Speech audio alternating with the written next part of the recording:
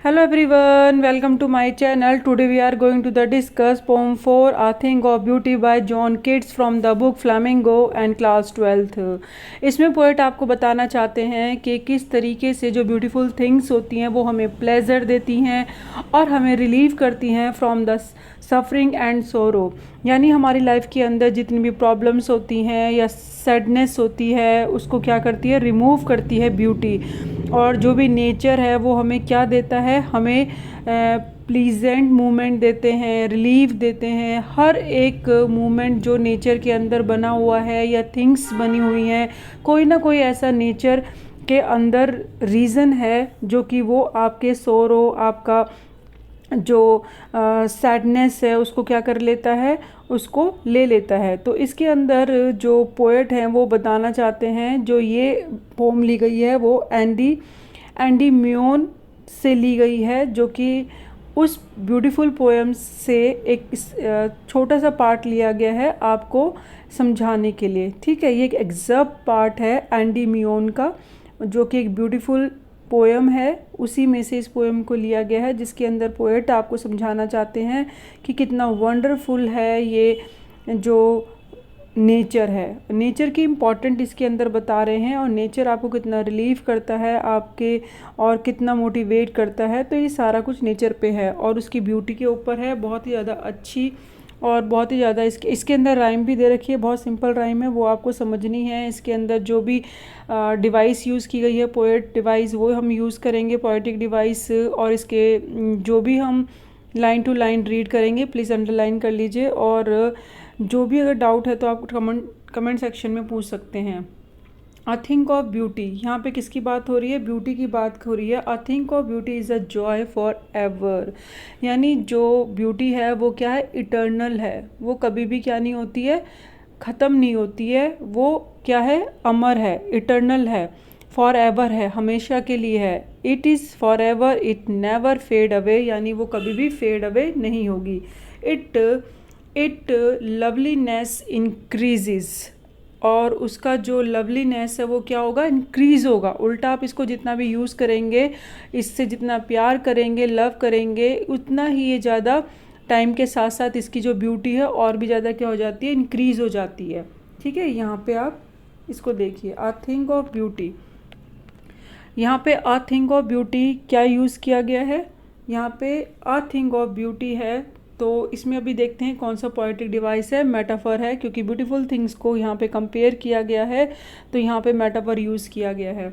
It will never pass into nothingness, यानी it will never pass into nothingness, ये कभी भी फेड अवे नहीं होगा। ठीक है, ये इटर्नल है, नेवर फेड अवे, और उसकी जगह but will keep a bower quiet for us, और उसकी जगह ये हमारे लिए क्या है, beauty act like the soothing relaxing shade of the tree. Bower means क्या होता है, शेड ऑफ द ट्री। ठीक है, शेड ऑफ द ट्री, जैसे किसी अंडर द प्लेस के अंदर एक शेडो होती है। आप इसी तरीके से आपने नोटिस करा होगा, जो फॉरेस्ट हैं उनके अंडर जो शेड होता है, शेडी एरिया होता है, वो कितना हमें रिलैक्सिंग करता है। तो मेन ब्यूटी एक्ट कैसे करती है, लाइक आपको रिलैक्स कर रही है जब आप ट्री के शेड में हो। और वो क्या हेल्प करती है, which help us all the creature to sleep peacefully and enjoy good health, यानी आप वहाँ पे सो सकते हैं उस शेड में और स्वीट ड्रीम्स दे सकते हैं, और वो आपकी हेल्थ के लिए बहुत अच्छा है और आपकी क्वाइट ब्रीदिंग के लिए। तो ये सारा क्या बताया यहाँ पे, थिंक ऑफ ब्यूटी को कंपेयर किया है, जैसे वॉवर क्वाइट फॉर अस, ये सारे क्या है, मेटाफर है, क्योंकि ब्यूटी को कंपेयर किया गया है। और ब्यूटी को क्या बताया गया है, बहुत ज़्यादा रिलैक्सिंग बताया गया है, हेल्थ के लिए भी बहुत अच्छा बोला गया है। तो यहाँ पे मेटाफर यूज़ हो रहा है। Underline please and write down the, और यहाँ पे आप देख सकते हैं कि जो नेक्स्ट लाइन में है, फुल ऑफ स्वीट ड्रीम। तो जब आप ड्रीम्स देखते हैं, हेल्थ के लिए अच्छा है, क्वाइट ब्रीदिंग हो गया। Therefore on every morrow means क्या होता है, नेक्स्ट डे, फॉलोइंग डे, यानी हर आने वाले दिन में हम क्या करते हैं, रैदिंग करते हैं, अपने आप को एनसर्कल करते हैं फ्लावरिंग बैंड में। यानी फ्लावरिंग बैंड क्या है, जो पूरा एक आप कह सकते हैं फ्लावरिंग बैंड इसमें इमेजिनरी दिखाई गई है। फ्लावरी बैंड में इमेजिनरी डिवाइस यूज़ किया गया है, यानी एक फ्लावरी पूरा एक राउंड है एंड सर्कल है, पूरा एक नेचर का, जो कि आपको क्या कर रखा है, जिसने ट्रैप कर रखा है। यानी poet says that at every moment our desire to life further is because हम क्या चाहते हैं, हम ब्यूटी के साथ रहें। ठीक है, ब्यूटी के साथ जो हम ब्यूटी नेचर यूज़ करते हैं, जो हमारा आसपास ब्यूटी है, वो हमें क्या करता है, हमें आगे ये इच्छा करता है हमारे मन में कि हम ऐसे ही ब्यूटी के साथ रहें। And we encircle our self, इसी चाहत से हम क्या करते हैं, ब्यूटी में ट्रैप हो जाते हैं, उसकी तरफ अट्रैक्ट होते हैं। ब्यूटीफुल ये फ्लावरी बैंड, यानी चारों तरफ से ब्यूटीफुल थिंग्स ने हमें क्या कर रखा है, घेर रखा है, और हम उसके अंदर ट्रैप हो जाते हैं। और यही रीज़न है कि हम आगे भी लाइफ मतलब ज़िंदा रहना चाहते हैं। तो ये सारा क्या बोल रहा है, ये पोएट बताना चाहते हैं कि ब्यूटी कितनी ज़्यादा अट्रैक्टफुल होती है और वो हमें अर्थ पे एग्जिस्ट करने के लिए कितनी इम्पॉर्टेंट है। बैंड टू बाइंड, यहाँ पे एलिट्रेशन यूज़ हुआ है क्योंकि यहाँ पे कॉन्सोनेंट साउंड यूज़ हो रहा है, रिपीट हो रहे हैं। ठीक है, और मोरो मीन्स मैंने आपको बता ही दिया है। तो और आर वी, यहाँ पे इन्वर्जन डिवाइस यूज़ हो रहा है, जब होना चाहिए था वी आर, बट उन्होंने आर वी लिखा है पोएट ने। तो दैट में जब इस तरीके से लिखा जाता है थोड़ा सा, तो उसे इन्वर्जन कहते हैं। तो ये इन्वर्जन डिवाइस यूज़ हुआ है, यहाँ पे एलिट्रेशन यूज़ हुआ है, मेटाफर आपको बता दिया है, अंडरलाइन कर लीजिए। ठीक है, नेक्स्ट है of noble nature, spite of despondence of the inhuman death of noble nature of the gloomy days। inhuman death means होता है lack of, यानी किसी चीज़ की कमी होना, lack of something लिख लीजिए। और inhuman यानी cruelty, very cruel। तो और डिस्पोंडेंस मीन्स क्या होता है, जो बहुत ही ज़्यादा डिप्रेस हो, होपलेस हो, उसे कहते हैं। नोबल नेचर यानी जिसका बहुत ही ज़्यादा काइंड नेचर होता है। और ग्लूमी डेज़ यानी सैडनेस डेज़ जो होते हैं, जो कि बहुत ज़्यादा सैड वाले डेज़ होते हैं। तो इसमें जो पोएट है वो क्या कहना चाहते हैं, वो कहते हैं कि जो अगर ब्यूटी नहीं हो, without beauty the earth is full of gloom, sadness and there is a cruelty all around and lack of good nature and human people. अगर देखो ब्यूटी नहीं होगी, ठीक है, इंस्पाइट ऑफ ब्यूटी आप क्या, वहाँ पे आपको क्या मिलेगा, क्रुएलिटी मिलेगी और नोबल नेचर कम मिलेगा। हर जगह आपको सैडनेस मिलेगी, डिप्रेशन मिलेगा, इलनेस मिलेगी, मतलब इविल वे मिलेगा। ठीक है, स्पाइट मीन्स बुरी भावना, यानी इविल वे, जब हम उस तरीके से सोचते हैं। तो ये सब चीज़ें विदाउट ब्यूटी बोला है कि हाँ, जो अगर ब्यूटी ना हो तो कैसा होगा। और यहाँ पे जो सेम वर्ड से स्टार्ट हो रही है 2 लाइन, ठीक है, तो ये कौन सा है, पोएटिक डिवाइस। इसमें एनाफोरा लिख लीजिए, जब सेम वर्ड से दोनों लाइन स्टार्ट हो रही है तो ये एनाफोरा है, यहाँ पे डिवाइस लिख लीजिए। Next, made for our searching, यानी ऑफ ऑल द अनहेल्दी और over darkened ways made for our searching. जिस तरीके से हम अपने काम को करने के लिए रॉन्ग वे लेते हैं, इविल वे चूज़ करते हैं, तो वो हमारे लिए तो अच्छा है लेकिन वो अनहेल्दी है, वो ठीक नहीं है। यानी हम गलत काम करते हैं अपनी लाइफ को कंफर्ट बनाने के लिए या अपने को की ज़रूरतों को पूरा करने के लिए। ठीक है, तो ये सब चीज़ें जो हैं, और हम कुछ ना कुछ पाने के लिए करते हैं ये सब। And yes, in spite of all, some shape of beauty moves away the pall from our dark spirits। और लेकिन फिर भी अगर हम देखें तो जो नेचर है उससे हम क्या कर सकते हैं, वो बिल्कुल हमें फ्री ऑफ कॉस्ट मिला हुआ है, गॉड गिफ्टेड है, जो हमारा सारा ग्लूम सैडनेस ले लेता है, और जो हमारी मतलब स्पिरिट है उसके अंदर क्या कर देता है, उसके अंदर ब्यूटी को फिल कर देता है, और जो डार्क स्पिरिट्स है, ठीक है, उसको निकाल लेता है। ब्यूटी क्या करती है, मूव अवे द पाल, यानी जितनी भी सैडनेस है उसको निकाल लेती है। और डार्क स्पिरिट्स यानी जो हमारी मतलब स्पिरिट्स यानी सोल के अंदर अगर कोई सैडनेस है, कोई डार्कनेस है, कोई दिख रहा है कि ग्लूम फीलिंग है, ठीक है, dark cloud of gloom, Pal means क्या होता है, डार्क क्लाउड ऑफ ग्लूम, तो उसको निकाल लेती है।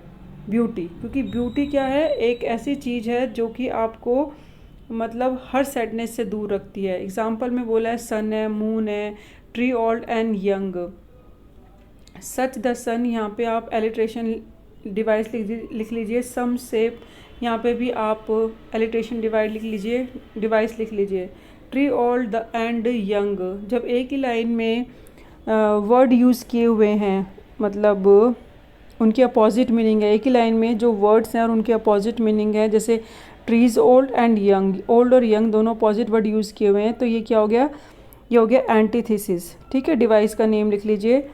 तो यहाँ पे स्प्राउटिंग अ शेडी बून, जो जिस तरीके से सन है, मून है, ट्रीज़ हैं, ठीक है, और स्प्राउटिंग अ शेडी मून, तो जो ट्रीज़ हैं चाहे ओल्ड है यंग है, वो क्या कर रहे हैं, स्प्राउटिंग यानी ग्रोइंग।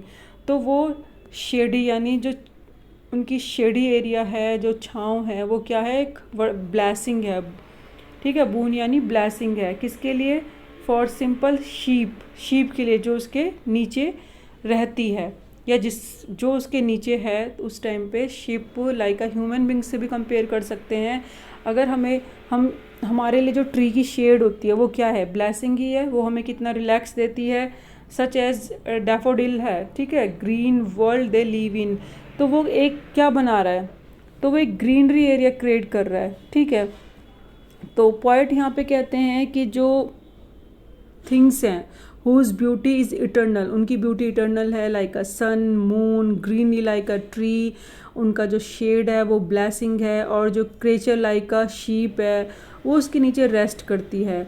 और वेरियस फ्लावर्स हैं, लाइक अ डैफोडिल है जो येलो फ्लावर होता है, make the earth so green, वो अर्थ को क्या बनाता है, ग्रीन बनाता है, and lively and reverse full of clear, यानी रिल्स यानी क्या होता है, रिवर, तो वो हमारी लाइफ को क्या कर देता है, डैफोडिल्स बिल्कुल जिंदा कर देता है मानो, लाइव इन। एंड जो रिवर होती है वो हमें कूल करती है, मेक गैनियस टू हॉट सीजन, जब गर्मी के टाइम पे वो हमें क्या देती है, ठंडक देती है, यानी जो रिवर का फुल ऑफ क्लियर वाटर होता है वो हमें कूल करता है एवरीवन इन द समर में। And rich the sprinkling of fair musk rose bloom, musk rose bloom क्या होता है, mid forest brake, the mid forest brake यानी जो खाली जगह होती है फॉरेस्ट के अंदर, जो एम्प्टी स्पेस होता है उसके अंदर, उसे बोला गया है। तो वहाँ पे क्या है, वहाँ पे कुछ मस्क रोज के ब्लूम है, यानी जो फॉरेस्ट ब्रेक में जो फर्न के जो लगे हुए हैं, ठीक है, ट्रीज़ हैं, और उन्हीं के बीच में जो खाली स्पेस है वहाँ पे मस्क रोज ब्लूम है। तो वहाँ पे क्या है, उसकी बहुत ज़्यादा फ्रेगनेंस आ रही है, sprinkling of fair musk rose bloom, जो रोज़ हैं उसकी जो खुशबू है, फ्रेगनेंस है, वो क्या है, चारों तरफ महका रही है, वो एक बहुत ही इम्प्रेसिव है। ठीक है, बहुत ही ज़्यादा एक फ्रेगनेंट मस्क रोज़ ब्लूम है, जो एक ग्रीन बुशेस हैं वहाँ पे, फॉरेस्ट फर्न, और वहाँ की ब्यूटीफुल के बारे में बोला है। तो थिक ग्रीन बुशेस होती हैं फॉरेस्ट के अंदर फर्न की, और उसके बीचों बीच वहाँ पे ब्यूटीफुल फ्लावर्स लगे हुए हैं जहाँ से ये स्मेल आ रही है। Such too is a grandeur of the dooms, dooms grandeur यानी बहुत ही ज़्यादा शानदार भव्य, डूम्स यानी मौत, एंड तो जिस तरीके से ब्यूटी की यहाँ पे बात हो रही है, तो बोला है कि जो मौत है वो भी ब्यूटी से कंपेयर किया है। यहाँ पे इमेजिनरी यूज़ की गई है डिवाइस, कहाँ पे इमेजिनरी यूज़ की गई है, जैसे पहले तो यहाँ एलिट्रेशन लिख लीजिए, और द मिड फॉरेस्ट ब्रेक पे और फेयर रोज ब्लूम्स इमेजिनरी है, grandeur of the doom imaginary है, और क्लियर रील्स यहाँ पे भी आप इमेजिनरी कर लीजिए, ये सब पे इमेजिनरी डिवाइस लिख लीजिएगा। नेक्स्ट है we have imagine for the mighty dead, mighty dead जब मतलब बहुत ही ज़्यादा इसको कह सकते हैं माइटी डेड है, यानी जो हमने कितना सुना है। ठीक है, we have imagine for the mighty dead grandeur of the doom, यानी हमने बहुत ही ज़्यादा जो हमारे पास्ट में जो हमारी हिस्ट्री है उसके अंदर हमने देखा हुआ है कितने ज़्यादा सोल्जर्स हैं या कितने महान नेता रहे हैं या राजा रहे हैं जिनकी डेथ हुई है, माइटी डेड, ठीक है। तो वो एक बहुत ज़्यादा ग्रैंडियर है, उनकी जो डूम है, जो उनकी मौत है, माइटी डेड है, बहुत ही ज़्यादा, वो भी एक ब्यूटी है जो कि हमें इंस्पायर करती है, ठीक है। वो क्या करती है, जो इंस्पायर करती है हम लोगों को।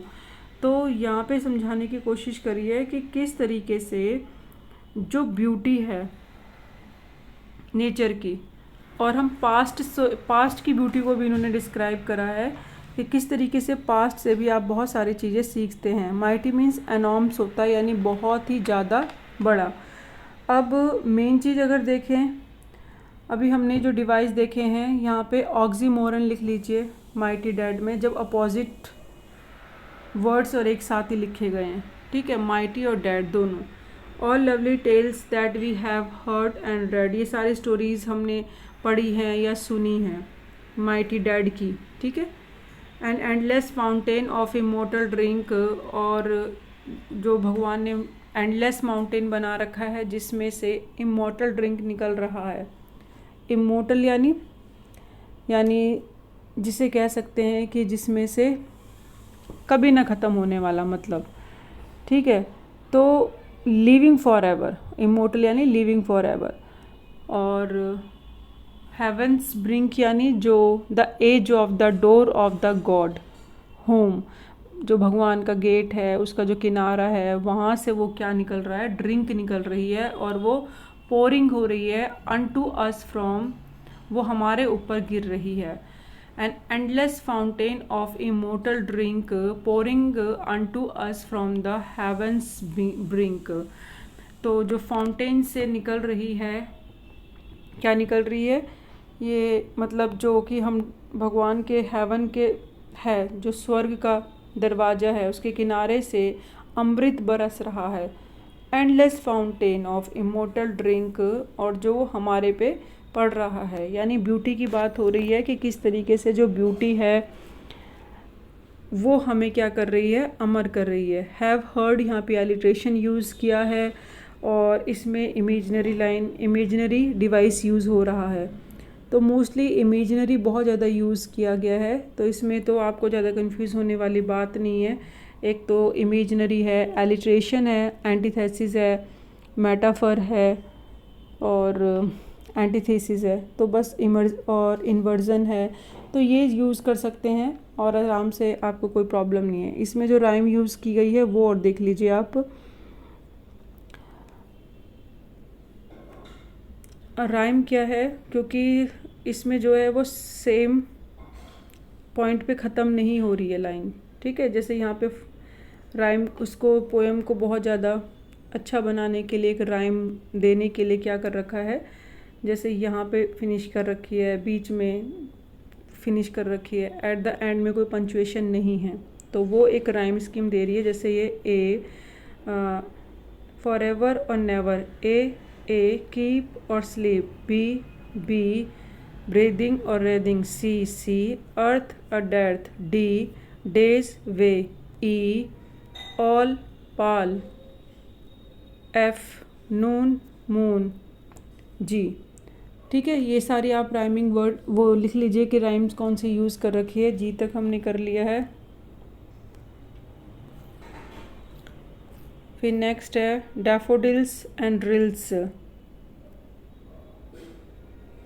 यहाँ पे एच लिख लीजिए। फिर मेक और ब्रेक, आई।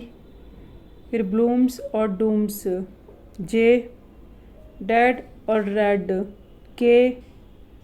ड्रिंक और ब्रिंक, यहाँ पे कर लीजिए एल। इसी के साथ हमारा ये चैप्टर, मतलब ये पोम ख़त्म होती है, जिसमें मैंने पोएटिक डिवाइस बता दिया है, एक्सप्लेनेशन, उसका थीम, सेंटर आइडिया, और जो भी इसके अंदर पोएटिक डिवाइस यूज़ की गई हैं, राइम यूज़ की गई है, और सेंटर थीम। तो इसके बाद अब हमारे क्वेश्चन आंसर आ जाते हैं। Thank you so much, keep watching, keep learning.